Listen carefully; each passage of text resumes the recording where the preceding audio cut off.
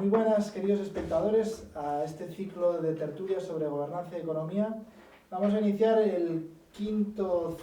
la quinta sesión. En esta ocasión vamos a contar con el profesor Rodolfo Ramos, profesor de CEDEUR y Juan Carlos, y el tema de la tertulia va a ser la política económica de la Unión Europea. Como ya han podido entender a lo largo de los diferentes programas, la gobernanza tiene que ver con la manera en la que se pueden definir las políticas públicas y se gestiona lo común, y por otro lado la economía, que es un tema de actualidad siempre, pues tiene que ver con cómo gestionamos los recursos y los asignamos de manera equitativa. Entonces en estas tertulias estamos intentando equilibrar estos dos aspectos, la gobernanza de este aspecto específico de la vida social que es la economía.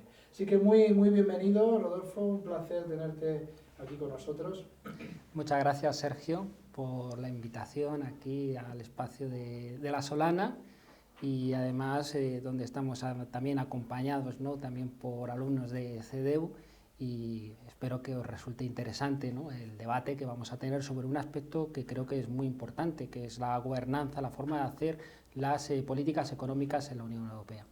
Muy bien, Rodolfo. Entonces, antes de comenzar con el tema, nos gustaría que comentases un poco, compartieras con nosotros un poco tu trayectoria, ¿no? Yo en la presentación he dicho que eres profesor de CEDEUR y Juan Carlos, pero si quieres cuéntanos algo de ti para que te conozcan nuestros espectadores. Alguno igual ya te conoce, pero el resto estará deseoso de saber un poco más de ti. Pues yo fundamentalmente me defino como un profesor de toda la vida, porque la verdad es que mis comienzos fueron en una multinacional, estuve 5 años trabajando en una multinacional, pero luego me gustó mucho el tema de la docencia y la investigación, y estuve trabajando durante mucho tiempo en una universidad de Madrid.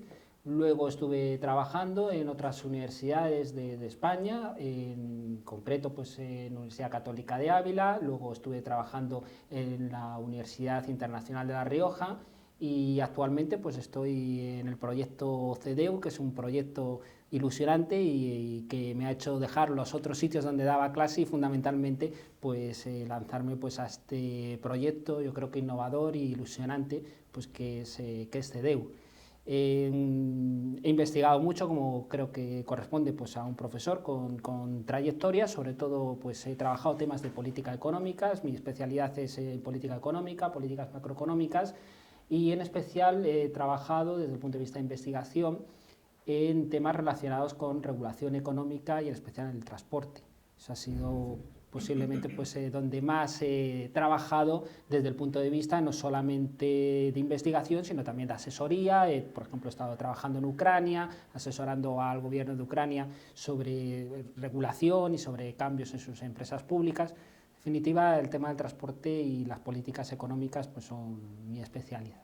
Rodolfo, antes de comenzar, ¿podrías explicar a aquellos que nos están viendo qué es la macroeconomía? Porque este elemento didáctico es algo que también es transversal en todos los programas. Desde el primero, además de hablar de la gobernanza y la economía, nuestro propósito es poder contribuir a que aquellos que nos están viendo puedan incrementar en cierta manera su entendimiento de todos estos temas. Entonces, antes de seguir, si puedes decirnos brevemente qué es la macroeconomía, que es un término que se escucha, pero... Se escucha, y además muchas veces los políticos dicen la macroeconomía va bien y la microeconomía va mal, refiriéndose pues a la situación económica de las familias y de las empresas. Yo creo que es muy sencillo diferenciar macroeconomía y microeconomía con un ejemplo. Macroeconomía se refiere a si, por ejemplo, España la consideramos como una empresa, pues es la gestión de España como si fuese una empresa. Y la microeconomía sería pues cada uno de los españoles cómo les está yendo económicamente. Entonces, si nosotros consideramos cómo le está yendo a España, en general, agregadamente, pues es macroeconomía. Incluso podríamos definir una macroeconomía de la Unión Europea, que sería cómo le iría a un país que se denominase Europa. Y la microeconomía pues se refieren a las empresas y a los individuales, a los agentes económicos individuales, y cómo realizan sus intercambios en los mercados, y esa sería la principal diferencia. O sea que sí. O sea que si nosotros considerásemos España sociedad anónima, pues eso sería macroeconomía, España sociedad anónima. Las cuestiones relacionadas con cómo le va a España. Eso sería la idea. Entonces, podría darse la paradoja de que España o un país está, en términos generales brutos, avanzando económicamente, pero que sectores de la población se encuentren retrocediendo, por ejemplo. Efectivamente, porque estamos hablando de grandes agregados. Y entonces puede que el consumo esté aumentando, pero es el agregado del consumo de todas las familias, lo cual no quiere decir que a unas familias se les puede ir muy bien y a otras les está yendo muy mal, pero agregadamente, en conjunto, pues puede ser que efectivamente pues, parezca que está yendo bien, pero desagregadamente pues cada uno pues tiene su historia. Muy bien, pues si te parece continuamos. Rodolfo, una de las cosas que hemos estado viendo en los programas anteriores relacionada con la gestión de la economía es que en esta época los procesos sociales se han globalizado la cultura, se ha globalizado la tecnología, los procesos científicos, las migraciones, los problemas, las amenazas, la economía, pero la política no ha seguido el mismo ritmo. Y esto ha generado un déficit de gobernanza que se observa claramente en el ámbito global, a nivel internacional. ¿De qué manera este déficit de gobernanza también acontece en la Unión Europea? ¿De qué forma esta falta de unidad política, en cierta manera, afecta la definición de las políticas económicas en la Unión Europea? Pues verdaderamente es decisivo porque lo que está ocurriendo en la Unión Europea es un tanto particular desde el punto de vista de las políticas económicas. Los países que estamos en el euro hemos cedido unas partes de nuestras políticas económicas a unos organismos supranacionales, mientras que otras políticas sí las decidimos nosotros, los países.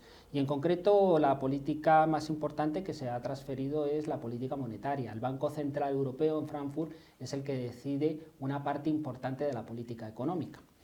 Pero la cuestión es que ese organismo supranacional es un organismo que no tiene un control democrático, sino que es un organismo técnico pues, que se encarga de aplicar la política monetaria mediante variaciones de tipo de interés y que fundamentalmente este Banco Central Europeo está hecho a imagen y semejanza del antiguo Banco Central alemán. Y esto es muy importante para entender qué ocurre en Europa. Cuando se creó el euro, los alemanes verdaderamente no querían entrar dentro del euro porque desconfiaban de un banco central participado por países donde la inflación pues, no había sido su objetivo. Hay que recordar que los alemanes quedaron muy traumatizados por una experiencia que fue la pérdida de valor de su moneda y que fue justo antes de la subida al poder de Adolf Hitler, y que esa crisis económica a ellos les dejó verdaderamente pues, una marca histórica. De tal forma que para ellos la inflación es algo muy importante tenerla controlada, mientras que para otros países pues, tampoco es una cuestión primordial. Y ellos consideraban que el hecho de que hubiese un Banco Central Europeo pues, no era una buena idea, que incluso ellos pensaban que el Banco Central Europeo tendría que ser su propio Banco Central alemán. Finalmente, ¿cómo se les convenció a los alemanes? Creando un banco central que era a imagen y semejanza del que ellos habían tenido. Nuestro Banco Central se caracteriza porque su único objetivo es tener la inflación controlada. Frente a este Banco Central, los precios, tenerlos controlados, y ese es su único objetivo. Pero fíjate que en Estados Unidos, el Banco Central de allí, la Reserva Federal, el equivalente, tiene un doble objetivo: mantener controlados los precios y además crear empleo. Por lo tanto, tiene un mandato dual. Es un banco central que durante la crisis económica en Estados Unidos procuró que no solamente se controlasen los precios, sino que además se fomentase el crecimiento económico. En cambio, nuestro Banco Central es un banco central que su único objetivo es tener controlados los precios y no se preocupa del crecimiento económico y del empleo. Entonces, esto es una cuestión muy importante porque uno de los organismos fundamentales dentro de la gobernanza de la Unión Europea es un organismo que no está sujeto a ningún tipo de control democrático, que es un organismo técnico y además creado con un objetivo fundamental, que es ese control de precios. Fíjate que esto, el problema que tiene un banco central para todos, antes cada país tenía un banco central y, por decirlo de alguna manera, cada banco aplicaba la política económica que le resultaba más beneficiosa al país en ese momento. Pero ahora tenemos un banco central que tiene que decidir qué política económica es buena para todos los países de Europa. ¿Qué ocurre? Cuando a todos los países nos va mal, está claro que tiene que impulsar la economía. Pero ¿qué ocurre cuando a unos países les va bien y a otros les va mal? ¿Qué ocurre en términos prácticos cuando a Alemania le va bien y cuando a España, Italia y Grecia le va mal? Evidentemente, cuando a a Alemania le va bien, aplicará políticas para controlar sus precios, pero esas políticas perjudican al resto. Evidentemente, un banco central que de alguna manera pues tiene que decidir una política económica para todos, pues resulta que va a tener pues, que tomar unas decisiones que no van a ser siempre las más adecuadas. Y es que parte de la crisis ha partido también en Europa de decisiones que no fueron adecuadas. Por parte del Banco Central Europeo. ¿Quién nombra, por cierto, a sus integrantes? Es un nombramiento que lo realizan por parte de los consejeros y se pretende que sea un organismo que no tenga influencia política. Desde el punto de vista que se considera que los bancos centrales tienen que ser independientes, porque tampoco es bueno que sean controlados por las autoridades para que no hagan políticas económicas inadecuadas. Entonces, es un nombramiento técnico y pues al señor Mario Draghi pues se supone que se lo ha nombrado pues, por los componentes de los otros bancos centrales que componen el sistema europeo de bancos centrales y de una manera, pues digamos, independiente. Pero lo que estamos contando es que cuando a Alemania le iba mal, porque Alemania le ha ido verdaderamente mal, cuando tuvo que hacer importantes reformas, el Banco Central Europeo tuvo unos tipos de interés bajos. Los tipos de interés bajos impulsan la economía para que puedan los bancos prestarse entre sí para que la actividad económica pues, sea más fluida, pero justo en ese momento países como España tenían una burbuja importante. O sea, necesitamos que el Banco Central frenase la economía. Alemania necesitaba aceleración y nosotros freno. Finalmente, ¿qué decidió? Aceleración. Parte del problema de la burbuja inmobiliaria en España fue eso. Los precios subían tanto, que los tipos de interés, lo que se pagaba por las hipotecas, si restabas el efecto de la inflación, resultaba que eran realmente muy baratas. Era un claro incentivo a endeudarse y parte de esa burbuja inmobiliaria que ha sufrido España, pues tiene como consecuencia esas políticas que ayudaban a Alemania.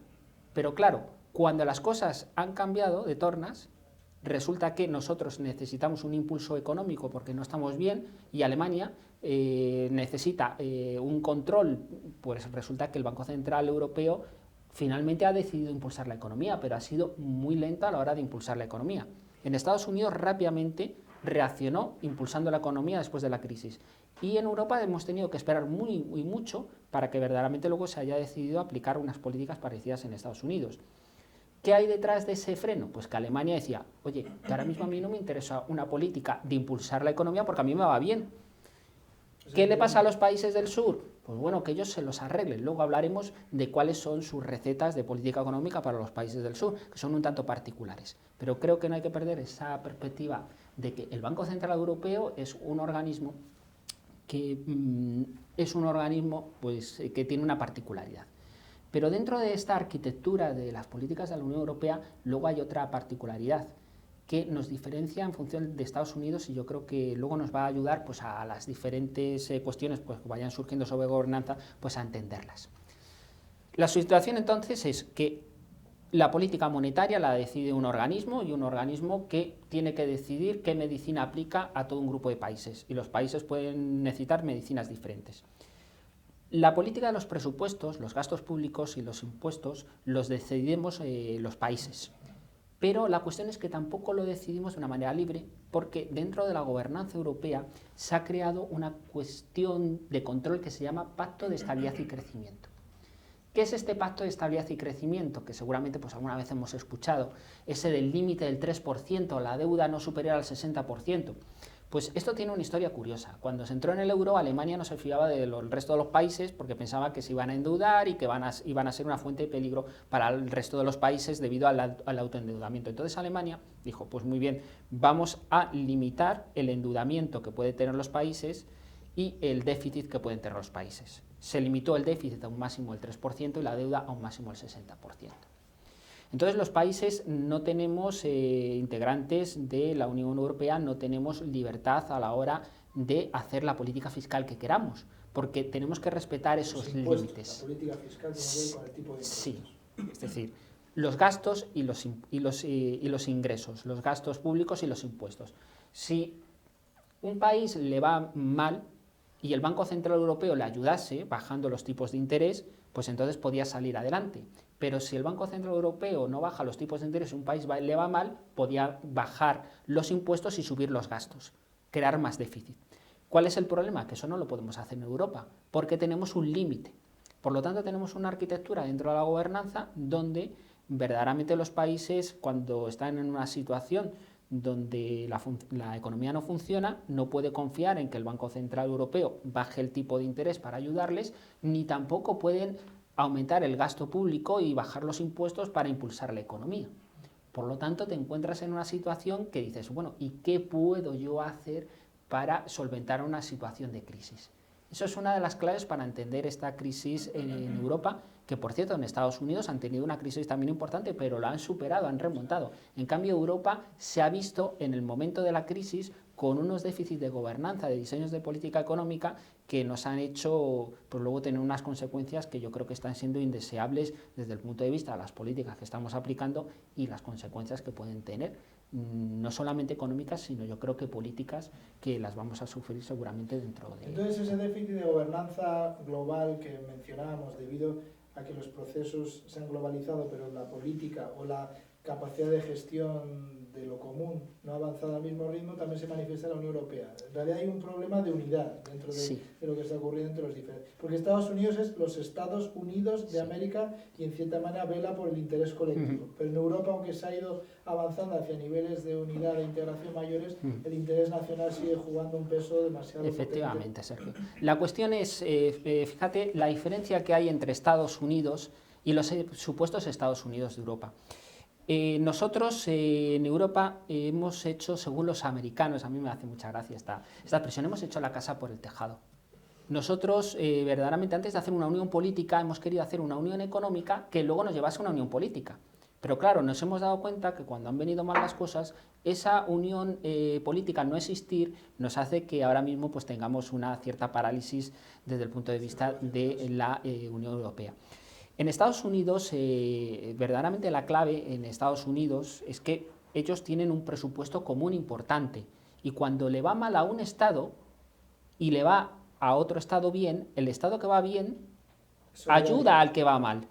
Es un concepto de caja única, por decirlo de alguna manera, que hace que sean como vasos comunicantes. Si a uno le va bien a un Estado y al otro pues, le va mal, uno ayuda al otro. Entonces esto que técnicamente pues, los macroeconomistas le llamamos shocks asimétricos, en Estados Unidos se puede arreglar. Si un Estado le va mal, el Estado que va bien le va a ayudar y además tienen una ventaja. Si hay paro en el Estado que va mal, sí hay una posibilidad de flujo migratorio de trabajadores que van a ir al Estado que está bien. Entonces tienen un sistema de estabilización. Esto no lo tenemos en Europa. En primer lugar, porque el presupuesto común es muy pequeño, es ridículo, y luego, por otra parte, porque no hay un presupuesto de la Unión Europea, no hay una política fiscal, no hay un gobierno, no hay una gobernanza de la política fiscal. Tenemos la política monetaria transferida a un organismo técnico, que ya hemos visto que además tiene un objetivo claro de control de inflación, mientras que la política fiscal no está transferida y depende de los Estados miembros, y además la tienes limitada. Entonces, esa es la gran diferencia. Estados Unidos tiene una unión política, mientras que en Europa no hemos avanzado en esa unión política. Hemos pensado que la unión económica nos iba a llevar a la unión política, pero verdaderamente nos hemos dado cuenta que, claro, eso hubiera sido factible posiblemente si la economía hubiera ido bien. Pero claro, cuando nos hemos encontrado con una gran recesión, ahora mismo nos estamos dando cuenta que las costuras se nos rompen por todos los lados. Ese es quizás el problema. Sí. Entonces, una cuestión antes de seguir. Parece que una particularidad también del Banco Central Europeo, porque tú mencionabas los tipos de interés, que los tipos de interés no es el porcentaje de dinero que paga el individuo cuando un banco le presta, sino es el porcentaje que pagan los bancos en sus préstamos, ¿verdad? Yo te diría más sencillo. Yo siempre pongo un ejemplo a los alumnos que digo que no me escuche ningún profesor de macroeconomía, digo, me tapo yo los oídos, pero que lo podemos entender de una manera sencilla. El Banco Central Europeo es como un mayorista de dinero que se lo vende a los bancos y los bancos se llevan un margen. Entonces, él tiene el monopolio de ese dinero. Es como si yo tengo esta agua y yo soy el dueño de esta agua y yo a ti te la revendo. Y entonces, cuando quiero que la economía vaya mejor, pues te doy más agua a un precio más barato que se llama tipo de interés, de intervención, más barato. Banco, de banco a banco. A banco, eso. Como yo soy el mayorista y tú necesitas el dinero, yo como mayorista te lo voy a dar a un precio más barato. Si yo te lo doy a un precio más barato, tú lo prestas más barato. En teoría. En teoría. Pero en un principio, y si funciona bien la competencia, si yo te doy el dinero más barato, tú te vas a encargar de ponerlo más barato porque otros bancos pueden que lo pongan más barato y te quiten el mercado. Y que si yo quiero frenar la economía, lo que hago es que te vendo el dinero más caro. Si te lo vendo más caro, tú lo vas a prestar más caro y entonces la gente y las empresas pues van a adquirir el crédito más caro y eso frena la economía. Es un mecanismo sencillo. Te digo, esto es como una burrada que si lo escucha un profesor de macroeconomía, pero yo creo que es bastante intuitivo. Tú necesitas agua, sería esta agua, y yo te la vendo al precio, la cantidad y al precio que yo considero que es el necesario para la situación económica. ¿Que quiero una situación económica donde quiero frenar la economía? Te vendo el dinero más caro, yo Banco Central, a los bancos y luego ellos los venden al por menor más caro. ¿Que quiero impulsar la economía? Pues entonces te pongo el agua más barata. Ahora mismo en una situación como la que estamos en Europa, donde los precios no es que no suba, que no haya inflación, sino que hay peligro de que los precios bajen, ahora mismo no solamente estamos dando mucha agua, sino es que prácticamente la estamos regalando a barreños. El Banco Agua a los bancos para que ese dinero vaya a los particulares. Y después hay un flujo que continúa hacia los particulares o hay...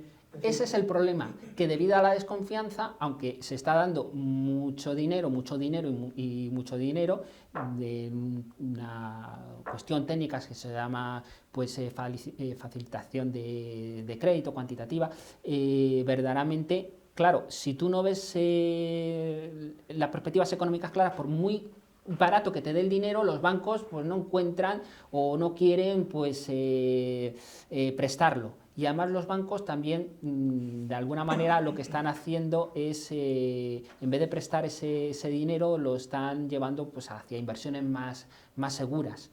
Entonces, verdaderamente, lo que ahora mismo no funciona es una cosa que llamamos los macroeconomistas el mecanismo de transmisión monetaria.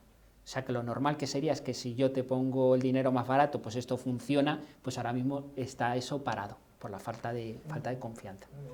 Muy interesante todo lo que planteas y muestra también cómo el énfasis excesivo en la competición, el conflicto, el interés nacional hace que se bloqueen los procesos por un lado y por el otro lado el hecho de que la economía tenga cierta preponderancia por encima de la política, del conocimiento, etcétera, puede dar situaciones como esta, ¿no? Que parece que una cuestión técnica. Eso, por cierto, Habermas, que tú conoces bien, habla siempre de la confusión que existe entre lo técnico y lo político, ¿no? Habla que la economía es una cuestión política, una cuestión ética, una cuestión práctica, pero normalmente se está abordando desde una perspectiva técnica. Y esa es la pregunta que te quería lanzar, porque normalmente las cuestiones económicas parecen cuestiones técnicas, pero esto es algo reciente, ¿no? Porque precisamente la economía, hemos hablado alguna vez nosotros, antes se estudiaba como la economía política. ¿Qué quiere decir esto? Pues que había diferentes corrientes teóricas que concebían la economía de diferentes formas y planteaban qué puede ser lo mejor para una sociedad y había cierto debate, ¿no? Los liberales, los marxistas, los monetaristas, Friedman, etcétera. Pero hoy día parece que hay una de esas escuelas, la de Harvard, que se ha impuesto, que además está más asociada con el neoliberalismo, que plantea que solo hay una vía y una receta y unos mecanismos ante los problemas económicos, ¿verdad? ¿Puedes explicarnos un poquito? Sí, efectivamente. Vamos a ver, la cuestión es, y dentro de la economía siempre pues ha habido como una corriente que consideraba que la economía puede ser una ciencia totalmente aséptica y que un economista es como un mecánico que arregla problemas y es como un ingeniero. Mientras que hay otra rama de la economía que considera que dentro de la economía es muy difícil que no exista la influencia de juicios de valor, de lo que tú consideras que es mejor, de tal forma que una economía totalmente aséptica pues no existe. Es más, dentro de esa línea de la economía que considera que son importantes los juicios de valor y todos los aspectos sociales, pues la rama de la política económica pues es muy relevante. La política económica se dice que es política de nombre y económica de apellido, de tal forma que tiene una interacción entre economía y política importante. Y es que evidentemente hay que tener en cuenta en qué contextos económicos se están tomando las decisiones políticas. Ahora mismo en Europa la política está pesando mucho. Ahora mismo en esta situación que tenemos de bajo crecimiento económico, pues posiblemente una receta que sería muy adecuada y que podría solventar muchos problemas que estamos teniendo los países del sur, sería que Alemania gastase más. Es muy curioso que mientras que a los países del sur pues económicamente les está yendo mal y ha aumentado su déficit y su deuda, a Alemania le va mejor que nunca. Si Alemania, en vez de, vamos a decirlo en términos prácticos, Alemania está ahorrando mucho, si Alemania gastase más, al resto de los países nos iría mucho mejor. ¿Gastarse en qué tipo de cosas? Por ejemplo, gastase más en infraestructuras, en gastos sociales, haría que los alemanes tuviesen más dinero, y si los alemanes tienen más dinero, comprarán más cosas de España, irán más vacaciones en España, irán más a Grecia, comprarán más productos españoles, y eso ayudaría a los países del sur. Pero los alemanes ahora mismo están en una situación donde ellos lo que nos han impuesto al resto de los países es una disciplina fiscal. Ellos creen que los países lo que tienen que tener son unas cuentas públicas saneadas y que la forma de salir de la crisis es con trabajo, trabajo y más trabajo. ¿Esto cómo se refleja técnicamente? Fíjate, antes cuando un país estaba en crisis podía devaluar la moneda, de tal forma que si te iba mal, devaluabas la moneda, tu moneda era más barata y vendías tus productos fuera más baratos. Como está haciendo Estados Unidos recientemente y Venezuela. Por ejemplo, una devaluación es una manera de devolver la competitividad. Pero cuando un país está dentro del euro, como España, no tenemos tipo de cambio. No tenemos nuestra antigua peseta, no la tenemos. Seguramente si hubiéramos estado con la peseta, hubiéramos devaluado la peseta para poder salir adelante en la crisis económica. Pero cuando no tienes la posibilidad de devaluar la peseta, porque no la tienes, la única manera que te queda de devolver la competitividad es mediante una devaluación que se denomina técnicamente devaluación salarial. ¿En qué consiste esto? Pues muy sencillo. La forma de salir adelante ahora no es devaluar la moneda, cuestión que podías hacer de la noche a la mañana. Ahora tienes que devaluar los salarios. La forma de salir hacia adelante es que mis precios son más baratos, no porque mi moneda sea más barata, sino porque mis trabajadores ganan menos. Entonces, por ejemplo, España ha sufrido una devaluación salarial de un 20%. Alemania considera que la forma de salir de la crisis es no que ellos gasten más y nos ayuden, sino verdaderamente que los países indisciplinados del sur tengan una devaluación salarial, que los trabajadores ganen menos, sean más productivos y que de esa manera se recupere la productividad. ¿Y a qué puede obedecer esa política? Pues posiblemente porque yo cuando hablo con compañeros míos alemanes, pues porque posiblemente la señora Merkel cuando va a aplicar una política difícilmente puede justificar que vaya a aumentar el gasto público y el déficit para ayudar a los países del sur. Ellos nos ven como culpables de la crisis, que no lo hemos pasado muy bien, que hemos tenido fiesta, que hemos vivido por encima de nuestras posibilidades y que verdaderamente lo que tenemos ahora es que purgar nuestras culpas. Y la forma de hacerlo es mediante ese proceso de devaluación salarial, mediante unas políticas de liberalización de los mercados de trabajo, de regulación, que se supone que eso nos va a llevar a aumentar la competencia. Ello unido a un control de las cuentas públicas. Pero claro, esto que lo mismo en Alemania puede funcionar, en los países del sur parece ser que no está funcionando del todo, y entonces esto es un austericidio que posiblemente no sabemos a dónde nos va a llevar, porque la economía europea no se está recuperando. Por eso es que digamos que la tendencia que considera la economía algo técnico, sin querer, responde a los intereses de los segmentos poblacionales que están en una situación de privilegios. Posiblemente, y además también dentro de la economía hay modas, ¿no? Porque todas estas escuelas, la economía ha sido pendular desde el punto de vista de que hay periodos donde se defiende la intervención y otros periodos donde se defiende la liberalización. Pero no cabe duda que en este periodo de liberalización lo que nos ha traído una gran recesión, y gran parte de todos los problemas de desregulación de los sistemas financieros han sido pues la gran recesión que hemos sufrido. Muchas veces también, y hay una película yo creo que es bastante significativa a este respecto, cuando ves Inside Jobs, resulta que los economistas lo mismo no somos ni keynesianos ni monetaristas, sino somos de quien nos pagan, ¿no? De alguna manera pues también hay que decir que los economistas de alguna manera también lo que decimos es lo que nos dicen que tenemos que decir, porque si no de otra manera no nos pagan los estudios ni tenemos pues un reconocimiento. Y además, luego también, curiosamente, desde el punto de vista de la ciencia económica, cada vez se valoran más, y esto es una cuestión curiosa, se valoran más las aportaciones de economistas que se parecen más a los ingenieros, y que la parte social y que la economía es social, político, es un conjunto de cuestiones que es difícil entender la economía sin ello, pues está como dejada de un lado, ¿no? Los economistas que se dedican pues, a analizar pues, las influencias sociales sobre la economía, sobre economía del desarrollo, son vistos como economistas flojos. Amartya Sen. Sí, son como economistas que verdaderamente, pues, estos son como...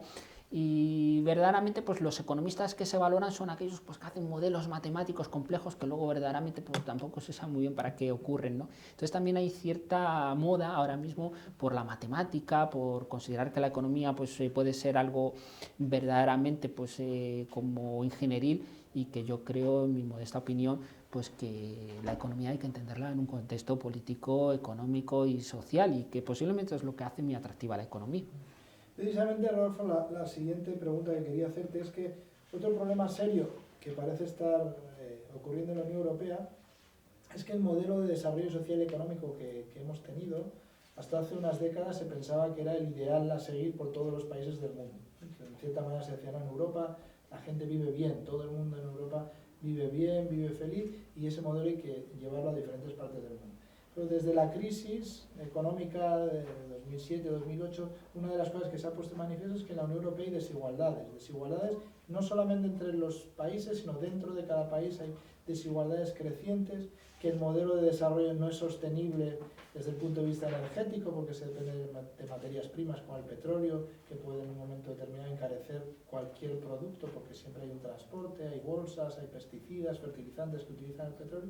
Y por otro lado, la cuestión medioambiental también, que el modelo de desarrollo europeo está, en cierta manera, occidental, está llegando a unos niveles de saturación medioambientales que son insostenibles y que no se puede expandir. Entonces, en cierta manera, hay una crisis de modelo de desarrollo, y en otras partes del mundo se lleva también décadas, sobre todo desde la Segunda Guerra Mundial, experimentando con diferentes estrategias dentro de lo que se ha venido a denominar el área del desarrollo social y económico, que incluso se ha convertido también en un área de estudio importante, ¿no? Entonces, ¿qué lecciones crees que sería necesario extraer de todo ese ámbito del desarrollo social y económico aplicables hoy día a la Unión Europea en algo que no parece ser algo como muy atractivo para la gente, pero es que realmente el modelo de desarrollo europeo no es sostenible, a largo plazo no podemos mantenerlo, y realmente la capacidad de generar procesos de desarrollo es muy baja, porque la mayoría de nosotros somos muy buenos utilizando tecnología o consumiendo bienes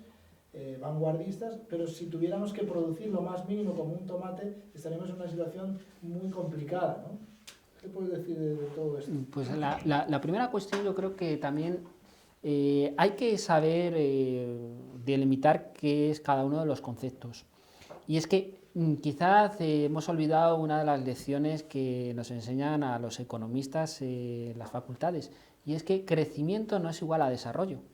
O sea, un país puede crecer económicamente de una manera muy importante y no desarrollarse, porque el desarrollo implica una serie de cambios estructurales que afectan pues, a la igualdad en la distribución de la renta, a la igualdad desde el punto de vista social, desde el punto de vista de las instituciones, de mejora de las instituciones, que el simple crecimiento no lleva consigo. O sea, que desarrollo es crecimiento económico más reformas estructurales e institucionales, y eso es una cuestión pues, que quizá pues, hemos olvidado, ¿no? Que verdaderamente el desarrollo es algo multidimensional y que el crecimiento por sí solo pues, no lleva. Desde el punto de vista también del modelo europeo, se ha visto una debilidad estructural del modelo europeo, puesto que ese modelo europeo de estado de bienestar estaba pensado para economías cerradas, no estaba preparado para la globalización,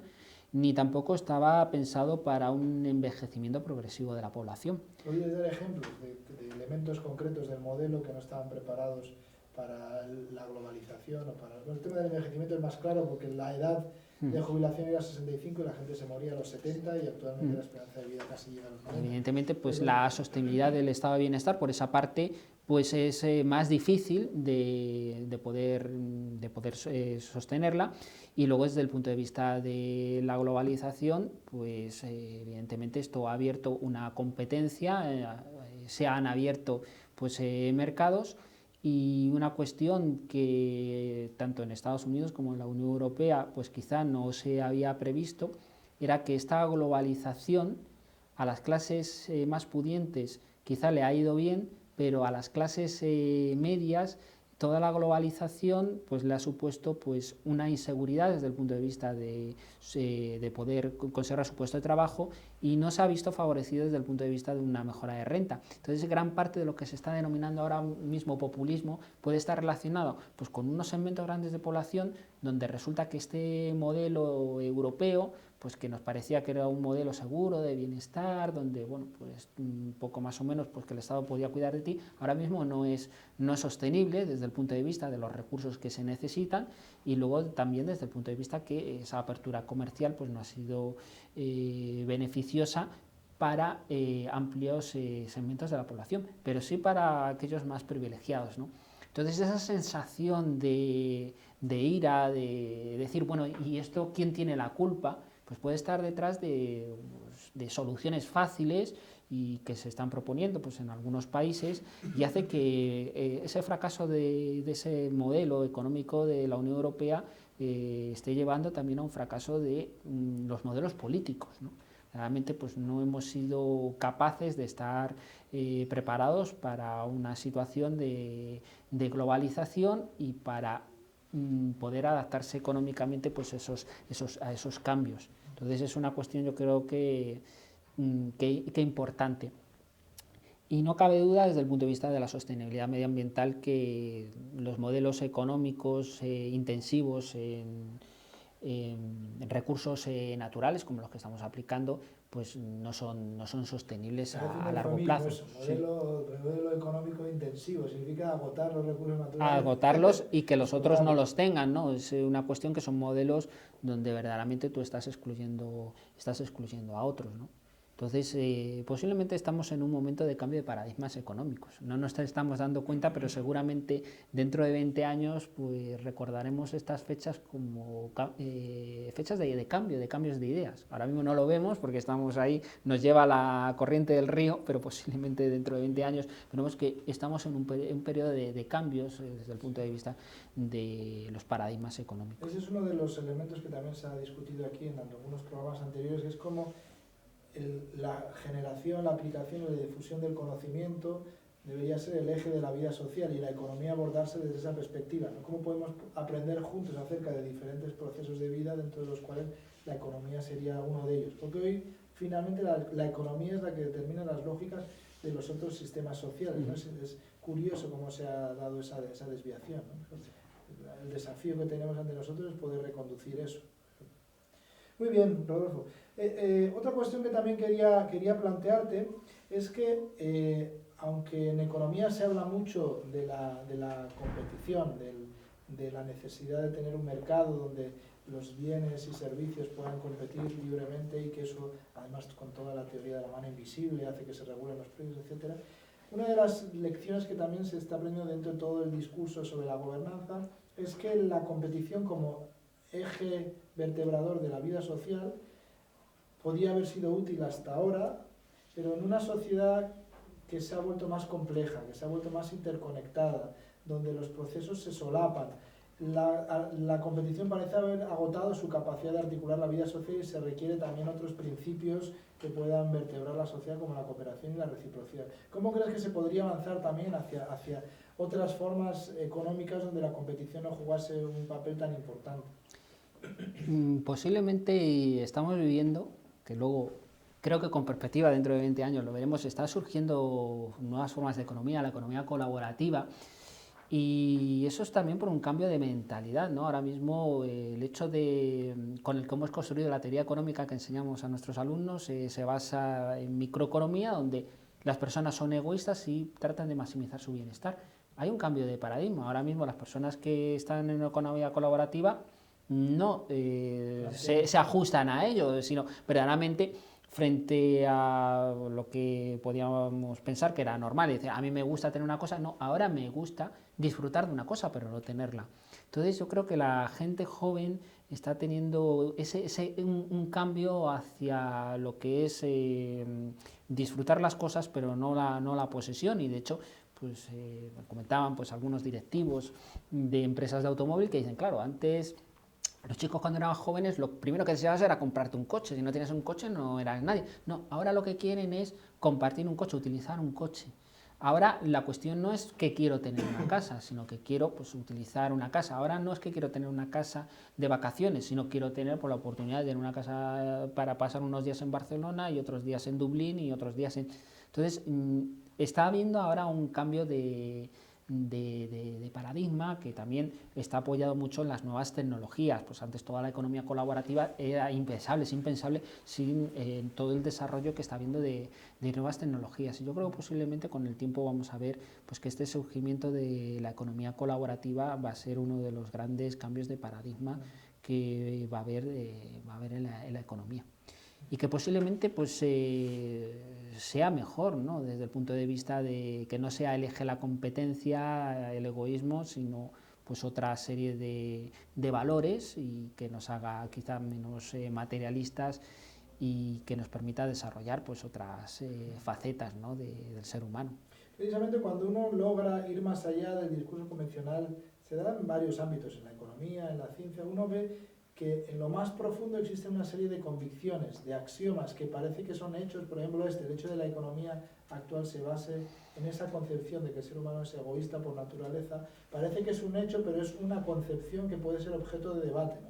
Una de las cosas que hemos también tratado en estas tertulias con algunos invitados es la necesidad de tener un diálogo entre la ciencia, la religión, para ver elementos que son comunes y que no son hechos, sino que requieren cierto consenso, ¿no? ¿Qué es el ser humano? ¿Qué es la sociedad? ¿Qué es lo mejor para todos? ¿Qué es el bien común? Ese tipo de concepciones no tienen una respuesta directa, sino que siempre todo sistema social se va a fundamentar en una serie de acuerdos que hagamos sobre esa temática, ¿no?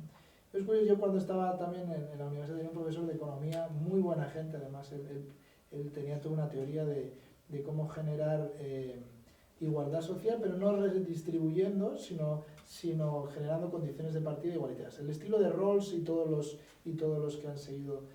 Pero era muy difícil hablar con él sobre este punto, porque él planteaba que el hecho de que los seres humanos seamos egoístas por naturaleza es un hecho, no requiere debate, todas las investigaciones del universo lo demuestran y lo único que hay que hacer es canalizarlo. Entonces, cuando planteamos, había otros compañeros de clase, bueno, ¿y qué pasa con los animales? Que a veces se comportan de manera altruista.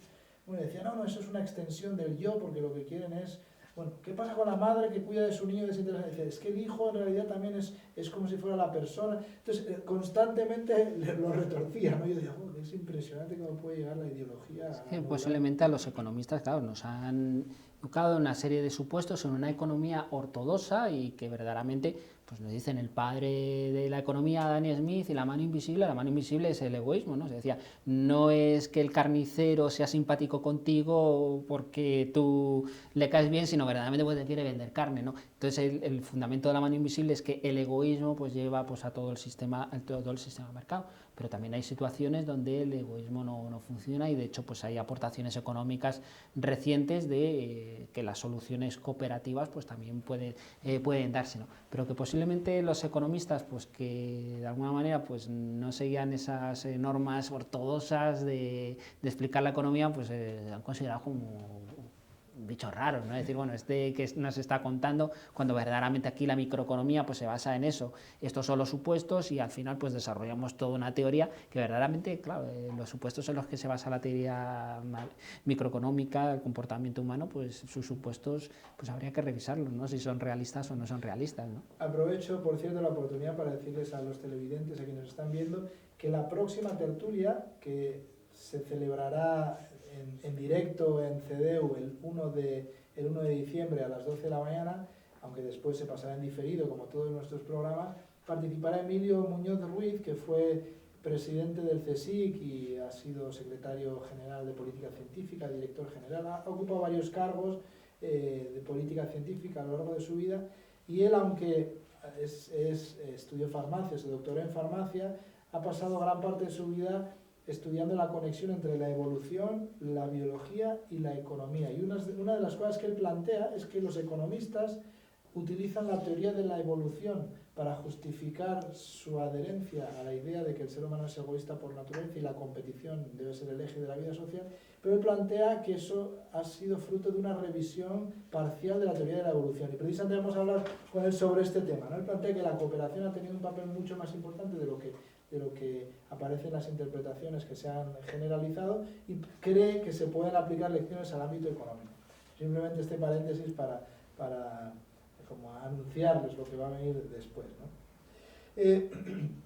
Otra pregunta que quería mencionarte, Rodolfo, es que en el 2008 se creó el Libro Blanco para la Gobernanza Europea. Y en principio se definía una serie de principios que debían guiar la definición de las políticas públicas en la Unión Europea. Algunos de los principios que aparecen son la apertura, la transparencia, la participación de los ciudadanos, la responsabilidad, la eficacia y la coherencia. En términos prácticos, sin embargo, ¿de qué forma se definen las políticas económicas europeas? Porque las políticas del Banco Central Europeo, según estabas planteando, realmente no parecen tener muy en cuenta estos principios que forman parte desde el 2008 del Libro Blanco para la Gobernanza Europea, ¿no? Desde el punto de vista de la política monetaria, pues sí hay una rendición de cuentas, hay que el Parlamento Europeo pues, puede pedir explicaciones a lo que ha hecho, porque verdaderamente el Banco Central Europeo, pero verdaderamente es un organismo muy poderoso. Posiblemente el señor Marco Draghi sea una de las personas más poderosas de la Tierra, junto a la señora Yellen.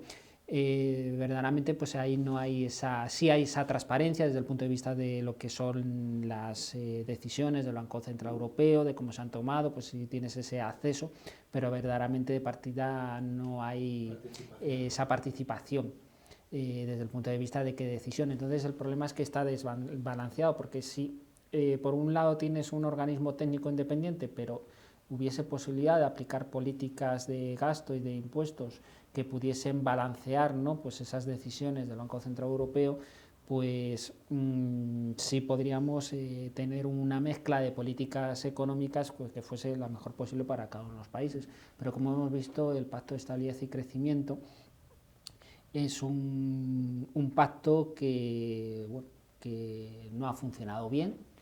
El primer incumplidor del Pacto de Estabilidad y Crecimiento fue Alemania, y de hecho cambió las normas del Pacto de Estabilidad y Crecimiento, ¿no?, para poder no ser sancionado, ¿no? Es curioso, ¿no?, que a los países que incumplen el Pacto de Estabilidad y Crecimiento se les sanciona, pero cuando Alemania, que fue el primero de los primeros que lo incumplió, directamente dijo no, yo cambio las reglas del juego junto con Francia para no ser sancionados. Entonces verdaderamente, claro, tenemos una situación donde la aplicación de las políticas económicas pues desde luego no se refleja desde un punto de vista de una aplicación técnica y práctica que sea la adecuada. Luego también, pues dentro del Pacto de Estabilidad y Crecimiento, pues tenemos luego la reconducción del déficit. Por ejemplo, España ahora mismo tenemos ese compromiso, ¿no?, de reducir el déficit para el año que viene. Cuando estás por encima del 3%, pues tienes que reducir el déficit de una manera creíble para que no te sancionen. España ha sido a punto de ser sancionada por incumplimiento. Somos uno de los países pues, que le están incumpliendo sistemáticamente el Pacto de Estabilidad y Crecimiento, pero también es cierto que las reglas pueden ser diferentes, ¿no? O sea, que España lo mismo no ha sido sancionada pues, por una serie de decisiones que quizá pues, pueden estar relacionadas también con la política, ¿no? Es decir, un país como el nuestro, que ha tenido unos ajustes muy duros, si además es sancionado, pues podría ser pues, algo contrario pues, a un proyecto europeo, decir, bueno, verdaderamente yo estoy aquí esforzándome, no he podido hacerlo mejor y me sancionan. Pero lo que está claro es que desde el punto de vista práctico de la gobernanza de la Unión Europea, pues ahora mismo no funciona y nos tenemos que plantear qué hacer. Un caso también desde el punto de vista de la gobernanza europea y de la debilidad de la gobernanza europea ha sido el denominado Plan Juncker, que consistía en ayudar mediante políticas de impulso de los sectores privados, por ejemplo, de infraestructuras, mediante no es una inversión directa, sino más bien un apalancamiento de inversión. Es decir, el plan Juncker pone una cantidad de dinero que junto con otras aportaciones pues sirva para hacer proyectos. Pues ha sido un fracaso verdaderamente el plan Juncker. O sea, verdaderamente la Unión Europea está coja desde el punto de vista de esa política fiscal común. Cuando hemos tenido una situación de crisis como la griega, se han saltado las costuras, ¿no? Es decir, bueno, verdaderamente no tenemos una deuda pública que sea la deuda pública de la Unión Europea, sino son diferentes mercados de deuda pública, ¿no? Entonces, verdaderamente, por ahí es por donde hay que completar el proyecto europeo. Lo que pasa es que desgraciadamente estamos en una situación económica y política donde quizás sean los nacionalismos que están ahora mismo surgiendo, y de hecho pues el Brexit es una muestra de ello, que es un viento en contra, ¿no?, a un proceso de profundización de la Unión Europea. Entonces, según lo que estamos diciendo, parecería que en realidad el curso a seguir sería avanzar en términos de unidad y, en la medida que la unidad está fortalecida, poder abordar la cuestión económica de forma más eficaz, en lugar de hacerlo al revés, ¿no?, como es el sendero que se está siguiendo. Pero posiblemente ahora mismo es que los vientos parece que son en contra. Brexit, Nexit, Holanda se plantea también qué ocurrirá. Ahora mismo estamos también con la incertidumbre en Italia de qué va a ocurrir con la consulta sobre la reforma del sistema de elección. O sea, ahora mismo son tiempos convulsos desde el punto de vista de la unidad europea, ¿no? Un proyecto que hace años pensamos que era irreversible, nos estamos dando cuenta que no lo es, y que puede ser un proyecto reversible.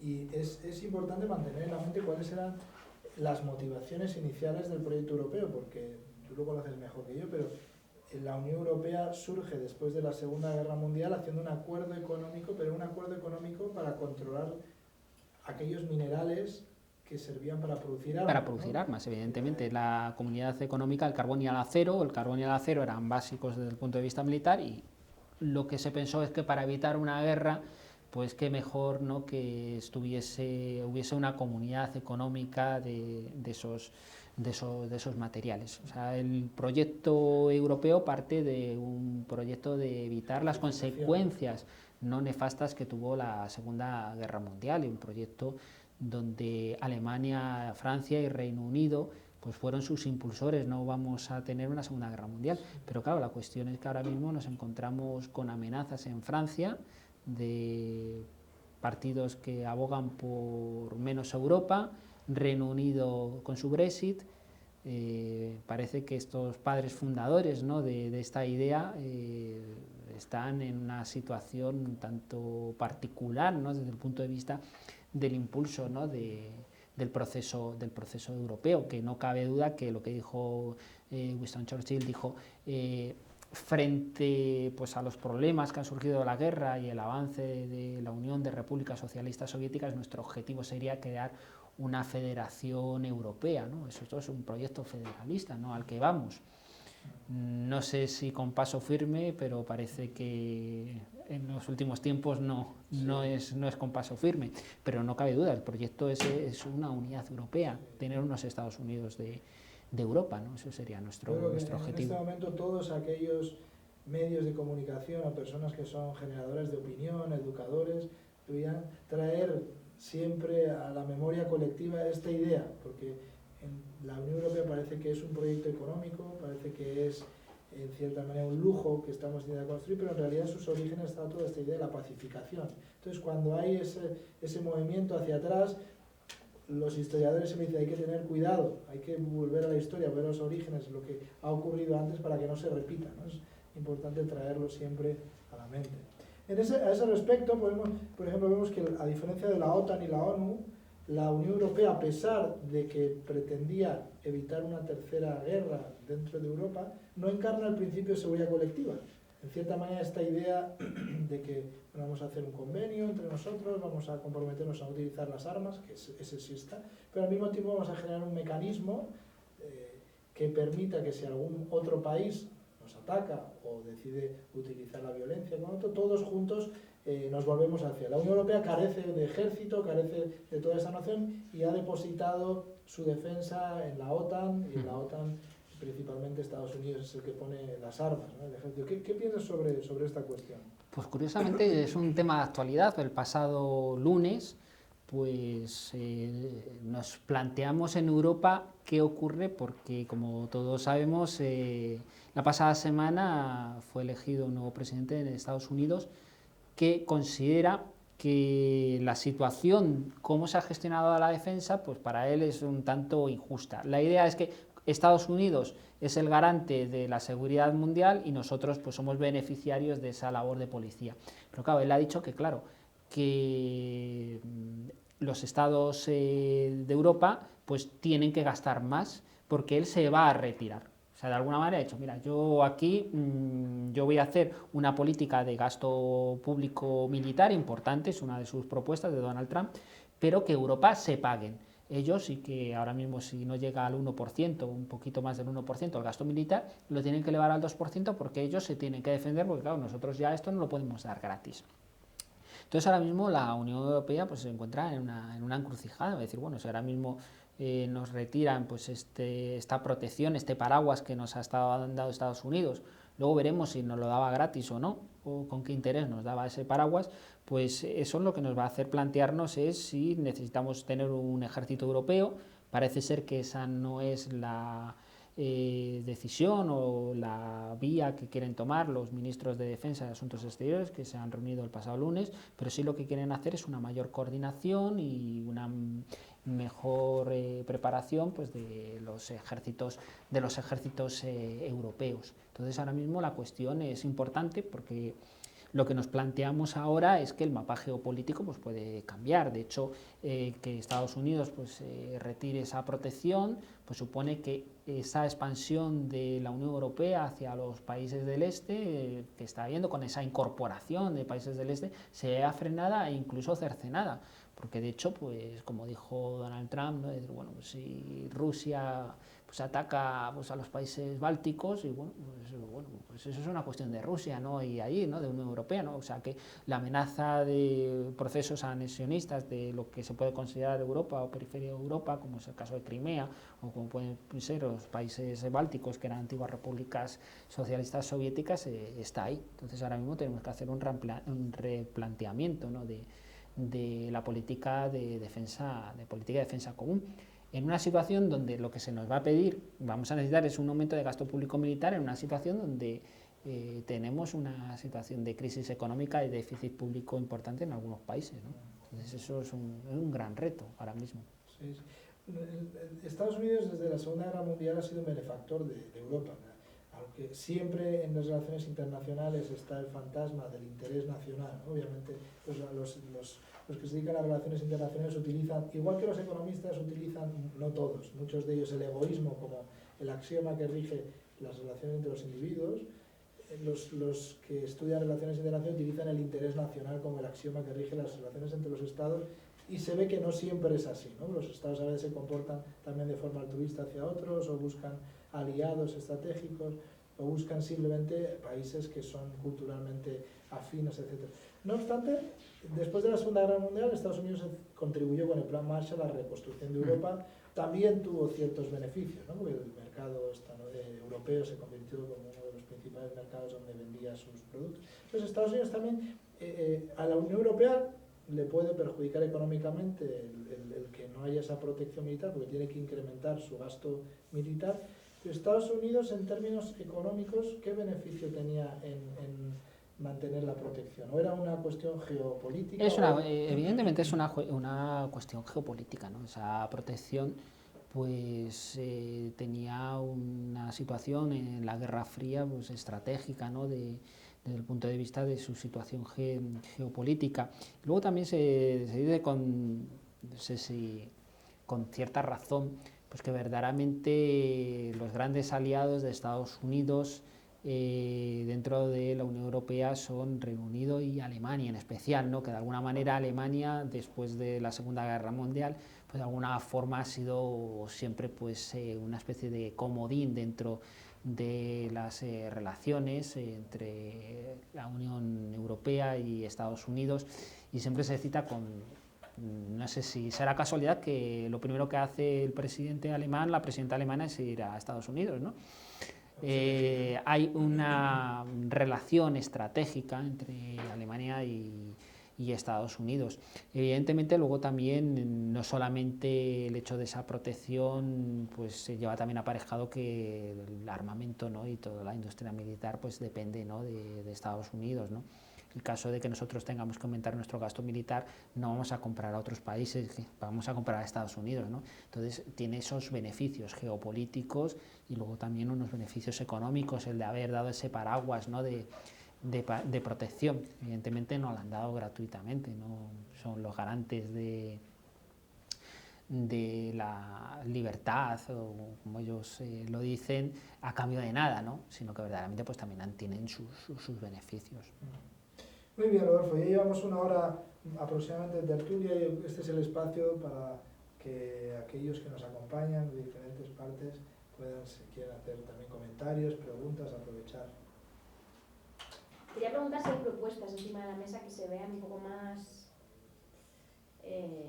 positivas, ¿no? O si hay alguna propuesta que intente integrar todos los desafíos que hay encima de la mesa. Pues ahora mismo es una situación de encrucijada y posiblemente lo que tenemos que hacer es más Europa. Más Europa, en una situación donde los nacionalismos, y que los nacionalismos hemos visto lo que nos ha llevado desde el punto de vista de las guerras que hemos tenido, creo que hay que saber bien de dónde venimos, de dónde viene el proyecto europeo y sobre todo que la gente joven entienda bien el proyecto europeo. A mí me llama mucho la atención que en el Brexit la gente que había viajado, los chicos jóvenes que habían viajado eran contrarios al Brexit. La gente que ha viajado y que tiene vivencias en otros países, pues resulta que entiende el proyecto europeo. Personas que no han salido, que no lo ven, pues verdaderamente pues consideran que eso es una especie de burócratas que están ahí, de una cosa abstracta que verdaderamente no la entienden. De hecho, hay un proyecto curioso, no sé si al final se llevará, pero que yo creo que puede ser bastante significativo a este respecto. Hay un proyecto de regalar un Interrail a todo europeo que dura 18 años, que conozca Europa. Es que la cuestión es que muchas veces podemos tener prejuicios de lo que no conocemos. Y verdaderamente, pues oye, pues lo mismo llegas y dices, oye, pues verdaderamente un chico alemán o un chico de Italia, pues oye, no es tan diferente a mí, ¿sabes? Tiene una cultura común, somos europeos. O sea, crear ese sentimiento de más Europa, yo creo que es importante. El de las soluciones fáciles, de que a mí el que me está fastidiando es el polaco, el rumano, no tiene sentido. O sea, somos un proyecto común, la Unión Europea, con unas raíces culturales comunes y eso es la forma de avanzar. O sea, quien venga a vender ideas de que verdaderamente Francia va a estar mejor sola, Alemania va a estar mejor sola y que verdaderamente vamos a estar mejor solos, pues verdaderamente se equivoca, ¿no? Yo creo que hay un proverbio, creo que es africano, interesante, creo que ilustrativo, que dice que si quieres ir rápido ves solo y si quieres ir lejos ves acompañado. Mejor que vayamos acompañados los países en un proyecto común que ir solos. Creo que eso sería uno de los enfoques que sigue también la Oficina de Asuntos Públicos que organiza con la Solana, la Oficina de Asuntos Públicos de la Comunidad de Madrid de España, que organiza con la Solana estas tertulias, precisamente buscar modelos alternativos de organización social. Estamos poniendo el foco de atención a la economía y por eso es que han pasado por aquí pues algunos exponentes de la economía del bien común. Las tertulias anteriores tuvieron la Asociación de Empresas del Tipo de Balance, SANAS, que están explorando nuevos modelos económicos, pero nosotros también intentamos nutrirnos de experiencias de diferentes organizaciones, diferentes iniciativas, tanto en el ámbito de la gobernanza como de la economía, que nos den perspectivas novedosas que sean transferibles a las políticas públicas, ¿no? Es un desafío. Hay un amigo norteamericano, profesor también de Sociología de la Comunicación, Michael Calvert, tiene un libro que se llama Más allá de la cultura del conflicto, que va a ser traducido recientemente, donde primero analiza cuáles son algunos de los problemas él denomina conflictualismo normativo. Dice que se ha establecido un planteamiento normativo de que la competición y el conflicto son el eje de la vida social y analiza cómo eso proviene de la economía, pero se aplica en la política, en el sistema judicial, en los medios de comunicación, en la academia, en la sociedad civil, y eso está impidiendo precisamente generar progreso, generar iniciativas colectivas, y después se nutre de las experiencias de algunas organizaciones en el mundo que están arrojando luces de nuevas formas de gestionar lo común.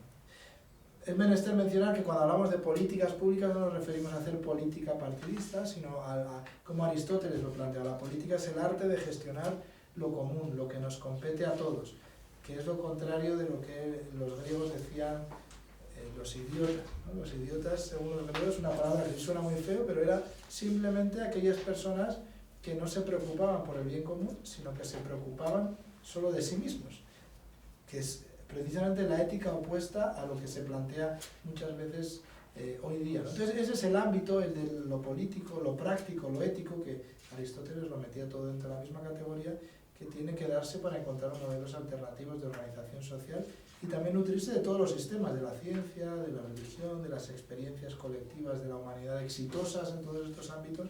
No es un sendero fácil, pero hacia ahí es a donde esperamos que podamos avanzar. Muy bien, pues muchas gracias. Aquí concluye nuestra quinta tertulia.